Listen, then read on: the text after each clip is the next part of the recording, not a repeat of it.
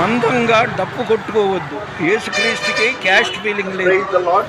ఈరోజు ఏప్రిల్ 4వ తేదీ 2026 సంవత్సరం సాటర్డే. నేను ఆర్టీసీ బస్ కాంప్లెక్స్లో ఉన్నాను. 12 o'clock ఆఫ్టర్నూన్ 12 o'clock. విషయం ఏంటంటే ఒక ఆయన ఈ సోషల్ మీడియాలో పెట్టాడు, ఆయన క్యాస్ట్ ఫీలింగ్ ఎక్కువ అనుకుంటా. సేవకులు బ్రదర్ అనిల్ కుమార్ బ్రాహ్మణు, రాజశేఖర్ రెడ్డి అల్లుడు, తర్వాత కేఏ పాల్ కాపు, ఇలాగా వాళ్ళంతా అక్కడ అంటున్నాడు. అసలు ఈయనకి బైబిల్ నాలెడ్జ్ లేదు. ఎందుకంటే కృష్ణుడు అంట ఈయనకి బావగారు అవుతాడంట. అర్థమైపోయి ఉంటుంది.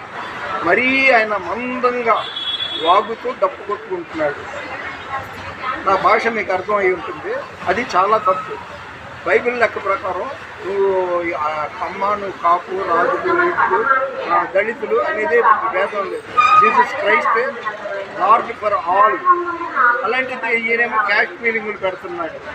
వీళ్ళ క్యాస్ట్ ఇప్పుడు చెప్పిన మందంగా డప్పులు కొడుతున్నాడని వాళ్ళ క్యాస్ట్ గెల్లవాళ్ళు ఒక గొప్ప విజయవాడలో పాస్టర్ ఫెలోషిప్కి ప్రెసిడెంట్ బిషప్ ఆయన. ఇంకొక ఆయన పేరు కాటూరి ప్రభుదాస్, ఆయన కూడా బిషప్ అని చెప్పుకుంటాడు. అలాగే మాకం రాజు, ఇలా చెప్పుకుంటూ పోతే చాలామంది ఉన్నారు. ఏది ఆ వర్గానికి చెందిన వాళ్ళు. ఈ జీసస్కి క్యాస్ట్ ఫీలింగ్ లేదు, అందరినీ ఈక్వల్గా చూస్తాడు. అలాంటిది మందంగా డప్పు కొట్టుకునే ఆయన తన ఇది మానుకోవాలి, తన పద్ధతి. మరో గరికపాటి లాంటి వాడిగా ఈయన మారిపోయాడు. ఆయనకి అసలు అవగాహన లేదు, బైబిల్ నాలెడ్జ్ లేదు. సరి చేసుకోవాలి. Once again don't think otherwise. Constitution అంటే రాజ్యాంగం మనకి ఎవ్రీ పర్సన్ వాక్ స్వాతంత్రం వచ్చింది. ఎవరికి తోచిన మాట వాడు మాట్లాడుకోవచ్చు.